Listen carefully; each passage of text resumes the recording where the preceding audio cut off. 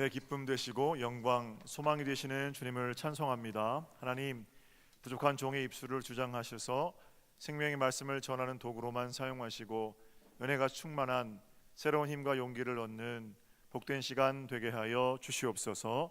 감사하옵고 주님의 이름으로 기도 올려나이다. 아멘. 할렐루야. 네, 앞에 뒤에 분 사랑합니다. 축복합니다. 인사 나누세요. 네.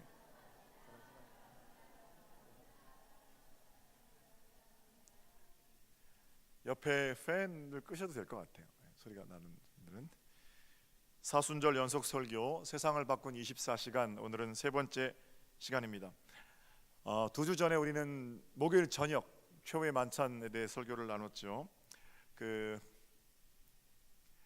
배신자임에도 불구하고 떡을 떼고 포도주를 나누어 주신 하나님 예수 그리스도, 그분 앞에 우리는 감사하는 마음, 돌이키는 마음을 가지고 나와야 한다, 이런 말씀드렸고, 우리의 일상적인 만찬이 주의 만찬이 되기 위해서는 누군가 예수님 역할하는 사람이 있어야 되는데, 믿어주고 견뎌주고 사랑해주는 사람, 그런 사람이 예수님 역할을 하는 거라고 말씀드렸습니다. 몇 시간 뒤에 벌어진 겟세마네 동산의 기도, 아마 목요일 밤 10시, 저녁에 그게 6시 정도의 식사라면 만찬 끝나고 10시, 11시경 될 텐데, 목요일 밤 겟세마네 동산의 기도를 통해서는 각종 고난의 겟세마네 동산을 에덴 동산으로 바꾸는 길, 순종이라고 말씀드렸고, 순종의 기도, 아버지의 뜻대로 이루어지기를 원합니다, 이런 기도는 살려주세요라고 외치는 그 외침 이후에야 비로소 나오는, 그리고 나서 주님을 보게 되는 그런 기도다, 이런 말씀도 나눴던 것 같아요. 자, 오늘은 세 번째 시간인데요, 그로부터 2시간 정도 아마 뒤로 생각하시면 될 겁니다. 체포되시고 나서 이제 가야바의 뜰, 감람산에서 시온산으로 가시는 건데, 지금으로 따지면 한 2km 정도 됩니다. 그 정도 되는 거리를 주님께서 체포당하시고, 유다가 입맞춤으로 배신으로 체포되시죠. 그리고 나서 가야바 뜰에 잡혀서 정죄당하시는, 아마 금요일 새벽 1시쯤 일어났던 그런 일들도 마가의 카메라 렌즈가 옮겨가고 있고, 그 장면을 우리가 묵상하면서 함께 은혜를 나누려고 그럽니다. 이렇게 가다가 하루 동안을 우리가 7주 동안 묵상하는 거죠. 자, 오늘은 주님께서 군인들에게 체포되셔서 가야바의 뜰 가운데 서셨습니다. 성지 순례를 가시면 새벽부터 보통 오르는데, 한국 분들은 비아 돌로로사, 십자가의 길을 올라가십니다. 14개 묵상 포인트가 있어요. 그리고 그 14자리가 첫 번째 출발되는 자리가 바로 가야바의 뜰입니다. 지금도 이제 대리석으로 잘 돼 있고, 저도 갔을 때, 우리 청년들하고 갔을 때는 가야바의 뜰에서 한 30불 정도 내면 십자가를 빌려주거든요. 큰 십자가. 그 십자가를 지고 우리 같이 비아 돌로로사를 올라갔던, 굉장히 가슴 떨리는 감동적인 그런 기억도 가지고 있습니다. 사랑하는 예수님께서 외롭게 혼자 오르신 그 길에 이제 본격적으로 저와 여러분이 들어서게 됐죠. 아마 금요일 새벽 1시쯤 열렸을 거다, 그 재판, 그렇게 학자들이 말하고요. 보통 죄인을 단죄하는 공의회는 낮 시간에 사람들 앞에서 열립니다. 그런데 예수님에 대한 사형 언도는 새벽에 아무도 모르게 진행되었습니다. 바로 그 자리는 산헤드린이라고 불리는 유대인 최고회의 공의회의 모임 자리였습니다.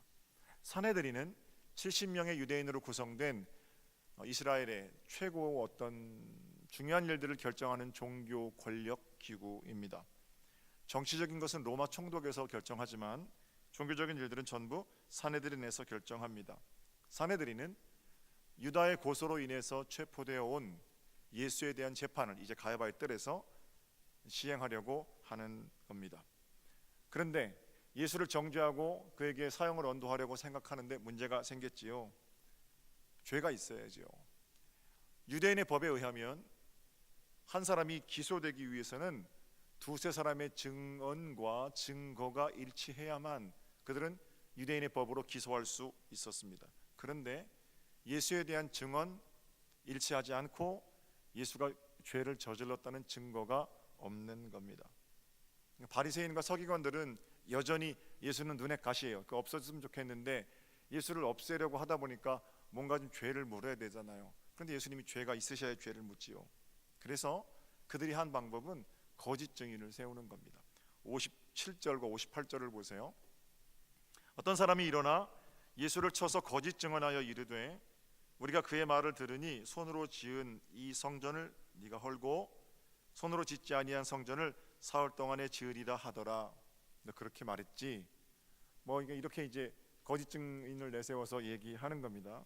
그러나 어쨌든 그 증언 역시 사람들의 말이 다릅니다. 59절에는 그 증언도 서로 일치하지 않더라 이런 얘기가 있어요. 그래서 60절에 대제사장 가야바가 지금 체포되어서 가야바의 뜰에 묶여있는 예수를 향해서 이렇게 신문합니다. 60절이에요. 대제사장이 가운데 일어서서 예수께 물어 이르되 너는 아무 대답도 없느냐? 이 사람들이 너를 치는 증거가 어떠하냐? 이게 무슨 말입니까? 너에 대해서 이러쿵저러쿵 사람들이 이렇게 말을 하는데 너에 대해 좋은 말 하는 사람도 있고 나쁜 말 하는 사람도 있는데 너 왜 가만히 있느냐 이게. 불리한 증언들을 하는데 그게 사실이 아니라면 네가 뭐가 말을 해야지. 이렇게 이제 가야바가 예수께 묻는 겁니다. 왜 이렇게 묻는 겁니까? 예수가 뭐라고 말하기만 하면 가야바는 꼬투리를 잡을 심산이었던 거죠. 우리 주님은 그 사람과 상종을 하지 않는 것이 좋은 일임을 알고 계셨습니다. 그 사람과 상대하는 것이 무의미한 일이라는 것도 알고 계셨습니다. 그래서 주님은 아무 말씀도 하지 않으십니다. 그때 제사장이 예수님의 침묵이로 다시 이렇게 묻습니다. 이번에는 이 재판과는 아무 관련이 없는 질문 같아 보입니다. 61절이에요. 침묵하고 아무 대답도 아니하시거늘 대제사장이 다시 물어 이르되 네가 찬송받을 이 아들 그리스도냐? 질문이 너 무슨 죄를 졌느냐? 너 정말 성전 다시 무너뜨리라고 했느냐? 뭐 이런 식의 송사할 거리가 있는 질문이 아니고 네가 찬송받을 이 아들 그리스도냐? 이렇게 묻습니다. 사실 여러분 이 질문은 또는 이 질문에 대한 대답은 예수님께서 이 땅에 오셔서 제자들에게 그렇게도 알게 하시기 위한, 알게 하시고 싶어하는 그런 질문 또는 대답입니다. 예수님께서 이 땅에 오셔서 살아가시고 돌아가신 이유도 바로 그분이 하나님의 아들 우리 주 예수 그리스도이심을 알게 하시려는 그런 한 가지 목적이지요. 당신께서 하나님의 아들이시고 당신께서 구원자이심을 세상에 전하시기 위해서 우리 주님은 이 땅에 오셨습니다. 복음서를 비롯한 신약 성경의 모든 사도들의 편지, 그 편지를 한마디로 요약하라면 예수가 그리스도라는 겁니다. 태초부터 있는 말씀, 그분이 이 땅에 오셔서 우리가 그분을 만졌고 그분을 보았고 그분과 함께 숨쉬었는데 그분의 이름은 영생이고 바로 그분 나사렛 목수의 아들 예수가 하나님의 아들 그리스도라는 사실, 그거 가르쳐 주시기 위해서 복음서도 주시고 수많은 편지들도 주시고 사람들이 그거 지키려다가 사자밥도 되고 형장의 이슬로도 사라져 간 겁니다. 기독교 심장이에요. 기독교 핵심 가치입니다. 다른 거 다 양보할 수 있어도 예수가 구원자 그리스도라는 사실만큼은 양보할 수 없는 절대 중요한 가치이겠죠. 근데 그걸 묻는 거예요. 네가 찬송받을 이 아들 네가 그리스도냐? 예수님께서 그 질문에 대해서 오랜 침묵을 깨시고 이렇게 대답하십니다. 62절이에요. 내가 그니라. 인자가 권능자의 우편에 앉은 것과 하늘 구름을 타고 오는 것을 너희가 보리라. 우리는 이 말씀이 무슨 말씀인지 모르지만 가야바는 이 말을 어떤 말인지 잘 알고 있습니다. 왜냐하면 가야바가 평생 동안 풀어서 가르친 구약에 나온 이야기들을 예수께서 하신 것이기 때문에 그렇습니다. 내가 그니라. 영어 성경에는요 I am 그렇게 되어 있어요. I am. 히라보 성경에는 에고 에이미. I am 이 대답은 아주 오래전에 모세가 떨기나무 불꽃 가운데에서 하나님께 대해서 하나님 누구십니까? 왜 불이 붙었는데 타지 않습니까? 이렇게 물을 때 하나님께서 I am who I am 그러셨거든요. 한국 성경에는 나는 스스로 있는 자다 이렇게 말씀하신 그 장면을 생각나게 하죠. 인자가 권능자의 우편에 앉으리라 시편에 기록된 메시아에 대한 예언의 노래고요. 인자가 하늘 구름을 타고 오리라. 이건 다니엘서에 예언된 메시아 오실 그리스도에 대한 예언입니다. 주님은 가야바가 충분히 알 법한 그런 말씀을 인용하셔서 대답하셨습니다. 그러나 들을 귀 닫힌 가야바에게 그건 신성모독입니다. 그렇지, 네가 내가 던진 미끼를 물었지. 아마 이렇게 가야바는 생각했을지도 모릅니다. 그 말이 떨어지기가 무섭게 내가 그니라, 인자가 하늘 권능자 우편에 앉은 것과 구름 타고 오는 것을 보리라, 이 말씀이 떨어지기가 무섭게 가야바가 한 행동은 옷을 찢는 퍼포먼스입니다.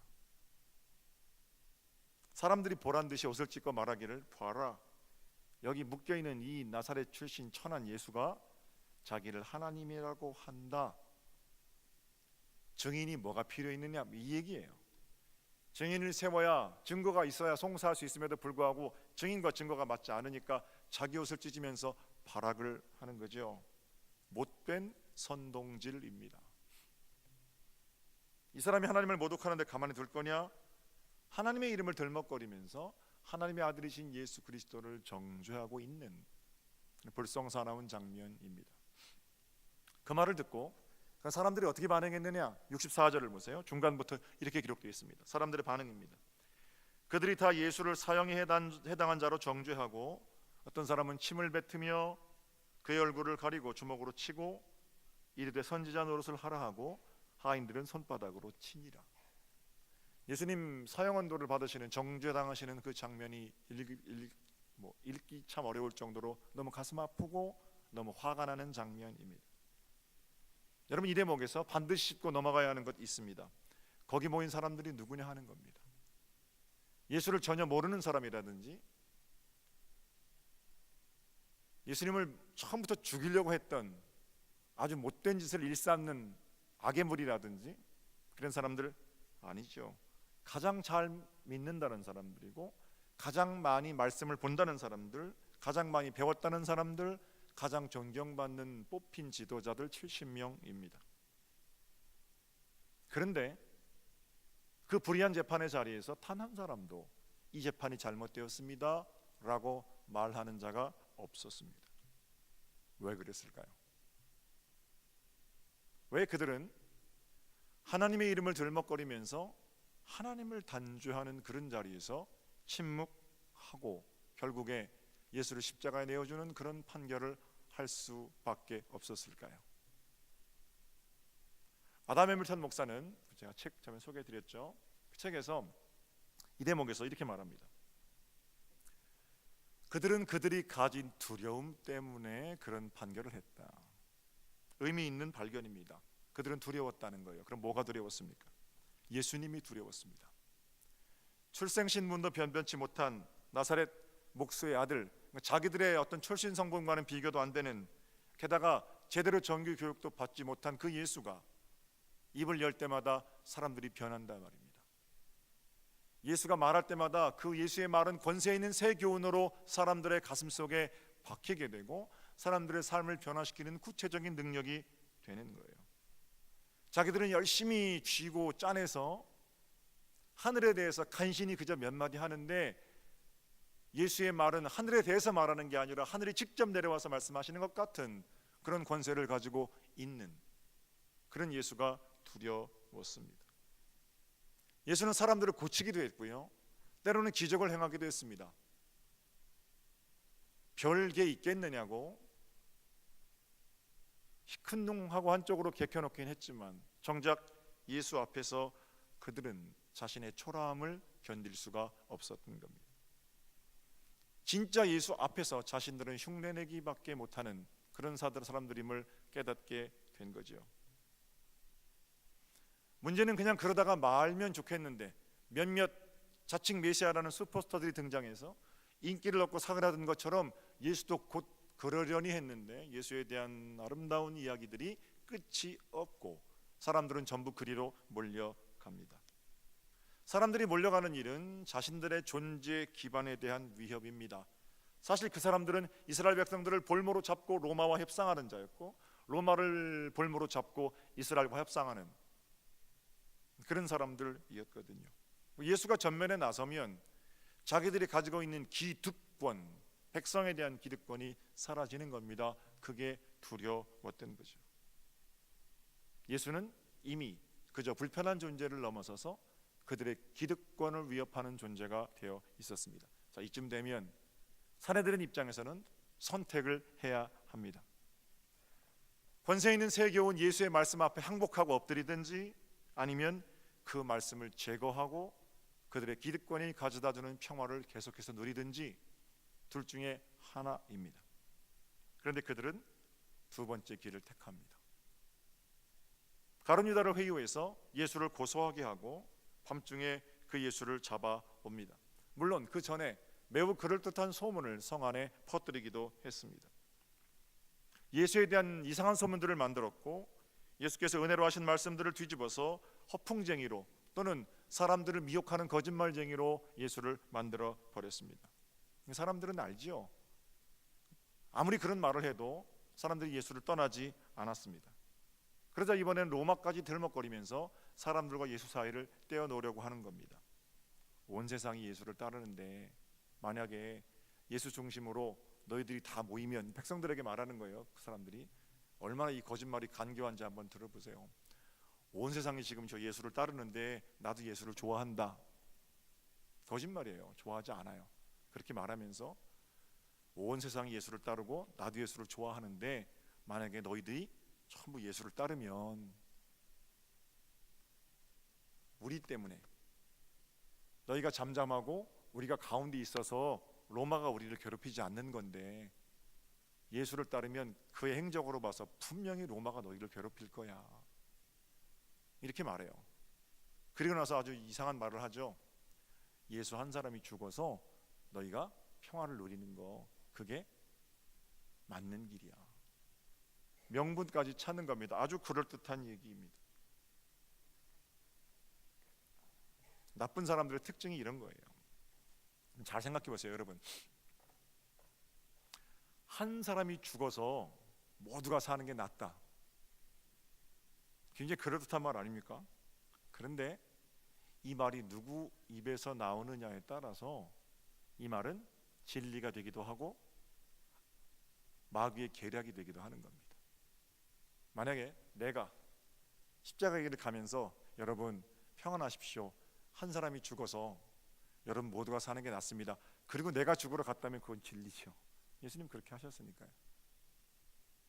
그런데 저 사람을 죽여서 우리가 평화를 누립시다, 이렇게 말하는 건 예수님 말이 아닐 뿐더러 마귀의 계략에 다름 아니라는 겁니다.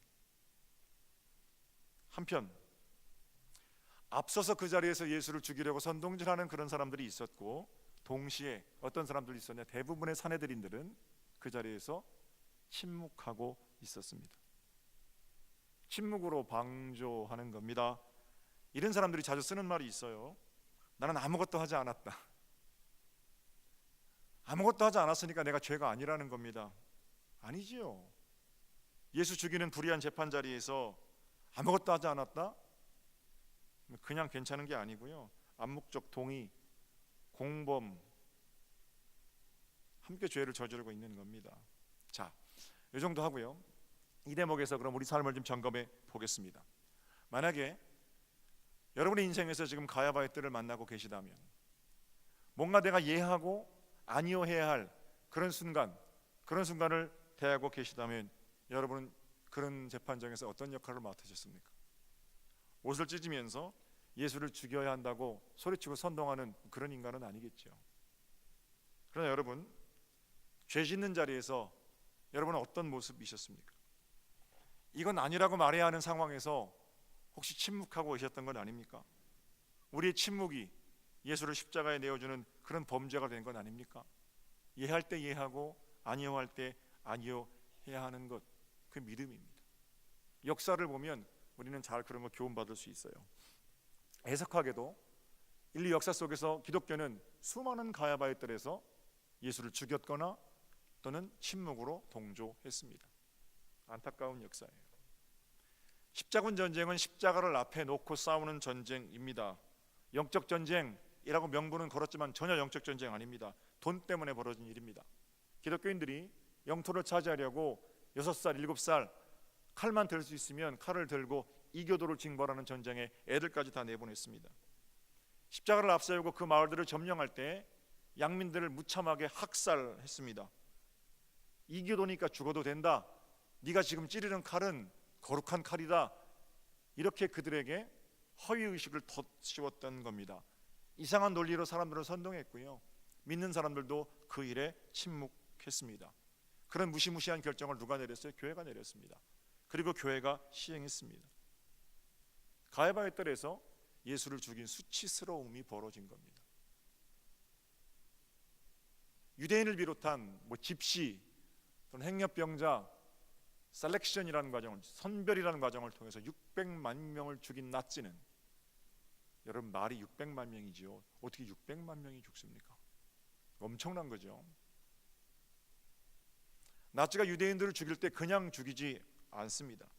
가면을 씌웠습니다. 가장 큰 가면이 유태인이라는 가면입니다. 그래서 600만 명 중에 죽은 유태인들이 가장 많아요. 어떤 가면이냐면요, 유태인이라는 가면을 씌우고 유태인들이 예수를 십자가에 못 박아 죽인 자다, 이렇게 그 내용을 안에다 쓰는 겁니다. 그러니까 나치들이 총으로 또는 칼로 사람들을 죽일 때 그건 사람이 아니라 예수 죽인 범죄자들을 죽이는, 그들이 찌르는 칼, 그들이 쏘는 총은 예수 그리스도의 승리의 칼이고 승리의 총이 된다, 이런 이상한 생각들이 그들 가운데 있었던 겁니다. 사람을 죽이는 것이 신앙 행위라는 잘못된 선동질, 그 누가 했습니까?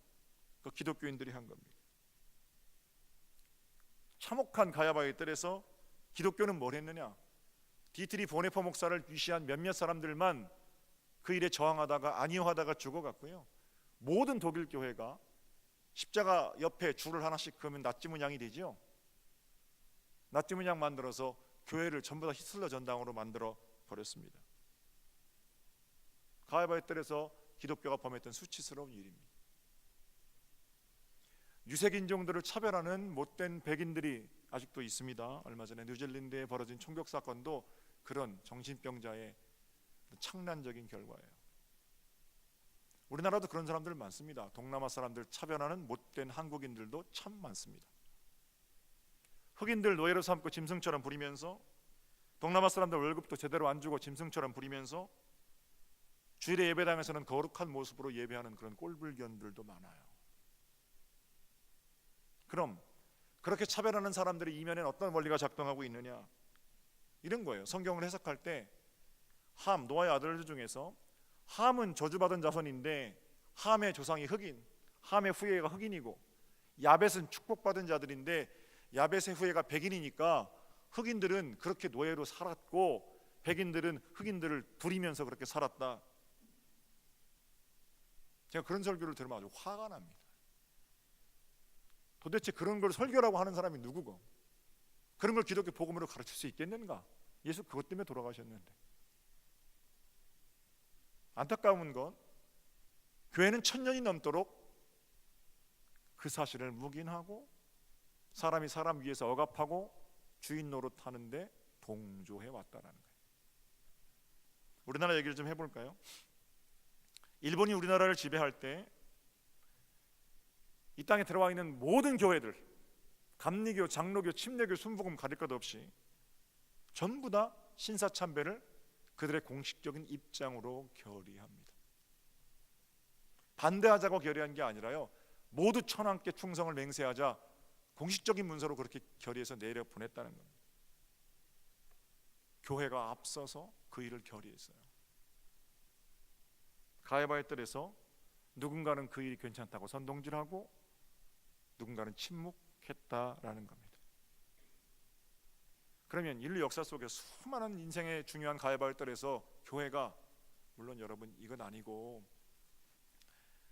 정말로 이 땅의 민주화를 위해서, 또 이 땅의 하나님 나라를 위해서 거룩하게 안위화했던 흔적들은 많이 있어요. 그럼에도 불구하고 교회가 해왔던 어떤 큰 역사 속에서 이런 오점들이 있는데 이거 어떻게 용서받을 수 있어요? 그럼 지금은 또 어떻습니까? 지금은 어떤 일에 우리가 예하고 어떤 일에 우리가 안위화해야 하겠습니까? 이건 어떻습니까? 예수 믿으면 성공합니다. 예수 믿으면 부자 됩니다. 예수 믿으면 병이 낫습니다. 참 좋은 말입니다. 그러나 이건 복음의 핵심 가치가 아닙니다. 부자 되려고 예수 믿고, 오래 살려고 예수 믿고, 성공하려고 예수 믿고, 뭐 그렇게 출발할 수는 있습니다. 그러나 신앙생활을 하다 보면 그런 것들과는 비교도 안 되는 더 중요한 가치가 있음을 발견하고, 하나님 앞에 엎드러지고 하루를 살아도 천국을 살아내고 이런 기쁨이 있어야 할 텐데, 여전히 예수를 통해서 내가 얻을 것들만이 복음의 정수인 양 선포되는 한국교회 현실 속에서 그렇게 돈 많지 않아도, 그렇게 오래 살지 않아도, 그렇게 높은 곳에 올라가지 않아도 나는 지금 예수님으로 참 행복합니다 말할 수 있어야 하지 않겠습니까? 그냥 좋은 게 아니고요, 때로는 우리에게 예수인가 세상 영광인가 선택해야 할 시점이 있는데, 그 자리에서 적당히 침묵하는 것, 그게 어쩌면 저와 여러분의 모습 아닙니까? 너무 거창한가요? 우리의 삶으로 좀 축소시켜 볼게요. 여러분, 이번 주간에 여러분들이 만나는 사람들과의 자리에서 만약에 여러분들의 신앙 양심에 어긋나는 행위, 어긋나는 이야기, 어긋나는 그런 상황들이 생긴다면 여러분 어떻게 하시겠습니까? 나는 이 편도 저 편도 아니다, 난 아무것도 하지 않았다,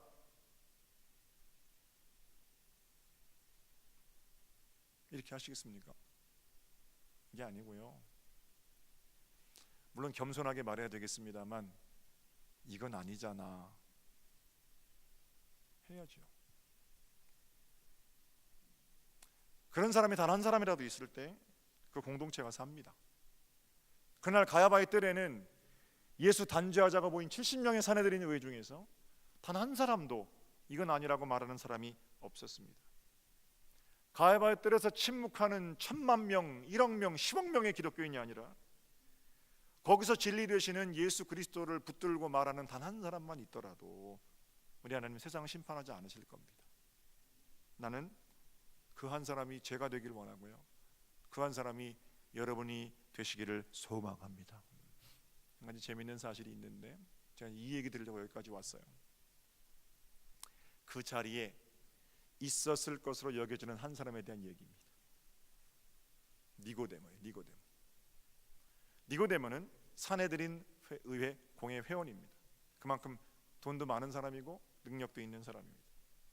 요한복음 3장에 밤중에 사내들이는 예수 죽이려고 매일 모일 때마다 그렇게 하니까 자기는 진리가 궁금하고 예수님께 밤중에 몰래 찾아옵니다. 사람들의 눈을 피해서. 그리고 나서 예수님과 이야기를 나누죠. 사람이 물과 성령으로 거듭나지 아니하면 하나님 나라를 볼 수가 없다. 다신한다는 게 뭡니까? 너는 유대인 선생이 다신하는 걸 또 이러면서 이제 예수님과 이야기를 나눠요. 그리고 나서 거듭남에 대한 진리를 깨닫게 되죠. 요한복음 7장쯤 가면 니고데모가 다시 예수님께 나옵니다. 예수님께 나오는 게 아니라 사람들과의 모인 자리에서 사내들이랑 모였는데 하인들이 와요. 하인들이 와서 뭐라 그러냐면 예수라는 사람이 대단합니다 뭐 이런단 말이에요. 그러니까 그 바리새인들, 사내들의 회원들이 니들도 예수님 제자냐 이놈들아, 우린 그럼 죽일 거다 뭐 이렇게 말해요. 그러니까 니고데모가 손을 들고 그 자리에서 뭐라 그러냐면, 아니 우리의 법이 사람을 그렇게 묻지도 않고 죽이는 게 우리 법입니까? 예수님 편을 들어요. 그런데 어쩐 일인지 요한복음에는 기록되어 있지 않지만 예수께서 단죄 받으시는 그 가야바의 뜰 사형이 확정되던 그날에 니고데모는 침묵합니다. 어쩌면 거기 안 왔는지도 모르죠. 재미있는 사실은 그리고 나서 예수님께서 십자가에 달려 돌아가셨어요. 요한복음에 그 십자가에 달려 돌아가신 예수를 누가 장사하느냐? 부자 두 사람 등장하는데 하나는 아리마대 사람 요셉이고 하나는 니고데모예요. 평생 동안 모아놓은 재산 몰약으로 다 바꿔가지고요, 엄청난 몰약을 가져와서 예수를 정성스럽게 장사 지내줍니다.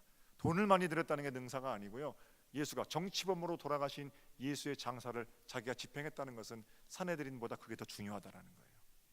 세상 체면, 세상에서 지켜야 할 자리보다 예수 장사 지내는 것이 그에게 더 중요한 일이 된 겁니다. 그가 변한 거예요.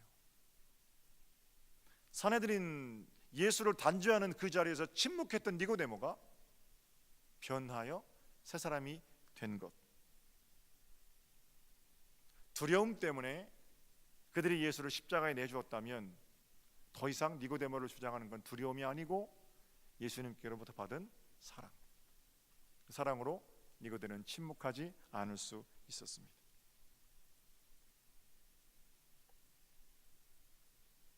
과거의 두려움으로 침묵했던 가야바의 뜰, 수치를 가지고 괴로워하라는 게 아닙니다. 니고데모처럼 이제 조용히 아니다 이렇게 말하면 됩니다. 이게 회개고 이게 돌아섬인 거죠. 마가는 이 얘기를 하면서 누구 얘기를 하냐면 베드로 얘기를 합니다. 이 얘기만 하면 제가 마칠 수 있을 것 같아요. 사내들인 의회 공회 회원들이 두려움으로 예수를 십자가에 내어주는 그런 판결을 했다면 베드로는 역시 두려움으로 그 일 뒤에 예수를 부인합니다. 그냥 침묵한 정도가 아니라 예수를 모른다, 나는 예수를 모른다 저주하면서 그렇게 부인합니다. 가야바의 뜰까지 쫓아온 거는 예수 잡혀가는데 선생님을 혼자 보낼 수 없어서 몰래 따라왔겠죠. 그리고는 그 만장한 종교 권력 앞에서 심판받으신 예수를 봤지요. 누가 옆에서 묻는 거예요. 너도 저놈과 한패지. 지금 방금 뭘 봤어요? 십자가형 사형을 언도받는 걸 봤으니까 한패라고 그러면 꼼짝없이 잡힐 거 아닙니까? 두렵지요. 그러니까 그 뱃사람이 그 의리로 살고 의리로 죽겠다는 그 사람이 뭐라 그러냐면 나는 저 사람을 모릅니다 그러잖아요. 그리고 도망가는 거예요. 새벽 다 굴고. 여러분 보세요. 두려움으로 예수를 부인했던 그 베드로가 나중에는 어떻게 됐습니까? 그 베드로 위에 주님께서 당신의 교회를 세우셨고요. 십자가에 거꾸로 달려 순교하기까지, 이건 전승입니다만 십자가에 거꾸로 달려 순교하기까지 하나님께서 베드로를 복된 통로로 사용하셨습니다. 더 이상 두려움으로 침묵하지 않았다는 것. 그 마음 가운데 있는 두려움이 해결됐다라는 겁니다. 두려움으로 사람들을 선동질하고 두려움으로 의의 자리에서 예 아니요 하지 못하고 두려움으로 배신하고 그런 베드로가 더 이상 두려워하지 않고 탐대히 솔로몬 행각에 서서 예수에 대해 설교하고 베드로의 그 가열찬 설교를 통해 3,000명도 회개하고 5,000명도 회개하고 감옥에 가서 매를 맞고 와서도 죽기까지 계속 그 일을 감당하면서 주님의 일을 진행했다라는 거죠. 그러면 두려움을 몰아내는 이 모든 일의 중심에는 뭐가 있었습니까? 사도 요한도요. 베드로하고 똑같죠. 베드로, 야고보, 요한 그잖아요. 어부거든요. 사도 요한이 발견한 건 자기도 두려움으로 도망갔는데 두려움 가운데 있는 자기를 찾아오신 예수 그리스도를 만나잖아요. 그리고 나서 요한일서에 뭐라고 편지하냐면 여러분 두려움이 있지요. 그 두려움 몰아내는 길이 있는데 그 사랑입니다. 그래요. 사랑에는 두려움이 없나니 사랑이 모든 두려움을 내쫓습니다. 우리도 두려움으로 침묵할 수 있고요. 두려움으로 공격할 수 있어요. 남을. 그렇죠? 말끝마다 싸나운 사람들은 뭔가 마음이 두려운 거예요. 뾰족하게 자기 인생에 칼이 달려있는 분들이 있는데 그 두려워서 그렇습니다. 마음이 안정이 안 되니까 공격하고 때로는 두려움으로 침묵하고 때로는 두려움으로 배신했던 각종 가야바의 뜰이 우리 인생의 과거에 있습니다. 그러나 이제는 달라요. 용기를 가지고 두려움을 몰아냅시다. 이게 아니고요.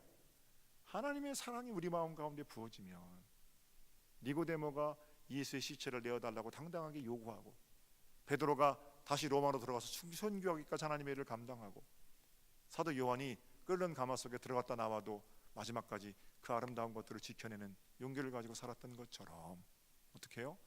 주님의 사랑이 덧입혀지기만 하면 그 사랑으로 각종 두려움을 몰아낼 수가 있는 겁니다. 사랑하는 여러분, 지난주 우리 새벽기도 주님을 봄 첫날 184명 나오셨는데 마지막 날도 184명 나오셨어요. 5일 동안 예배당 꽉 차서 함께 예배하고 기도하고 주님을 봅니다. 그리고 나왔잖아요. 한 주간 동안 여러분 금식을 하시고 오셔서 그런지 아주 얼굴이 날씬들하세요. 네, 한 끼씩. 그렇게 하면서 시간을 드리고 물질을 드리고 밥을 굶으면서 그렇게 우리 하나님 만나보려고 몸부림쳤습니다. 저는 5일 동안 사랑이 우리 마음 가운데 더 많이 부어졌다고 생각합니다. 이번 한 주간도 새벽 기도의 자리로 나올 텐데 그 기도의 자리에서 주님을 바라보므로 주님의 눈길로 우리 가운데 사랑이 부어지고 우리 가운데 있는 각종 두려움이 자취도 없이 사라지고 그 사랑으로 세상 가운데 당당히 나서는 복 있는 여러분들이 되시기를 우리 주님의 이름으로 축복합니다. 스스로 인된 자리에서 소리 지르는 함성들을 다 내려놓고 다시 주님 주시는 침묵 속으로 들어가서 고요함 가운데 주님을 만나고 두려움이 빚어냈던 각종 불안, 두려움이 빚어냈던 각종 수치, 절망, 폭력 이런 것들을 몰아내고 주님과 함께 사랑의 완전을 이루며 사는 복된 날들, 이번 한 주간 제 것도 되고 여러분의 것도 되었으면 참 좋겠습니다. 승리하시는 여러분 되시기를 우리 주님의 이름으로 축복합니다. 자, 기도드릴게요.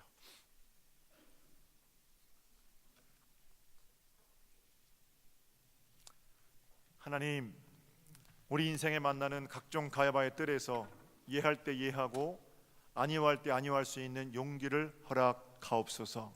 그 용기는 사랑, 복된 사랑, 하늘로부터 부어지는 예수 그리스도 사랑으로 시작되는 것인 줄로 믿사오니 깨달은 대로 이번 한 주간 고요한 침묵 속에 주님 만나고 사랑의 사도로 나서는 걸음마다 하늘의 은총을 더하여 주시옵소서.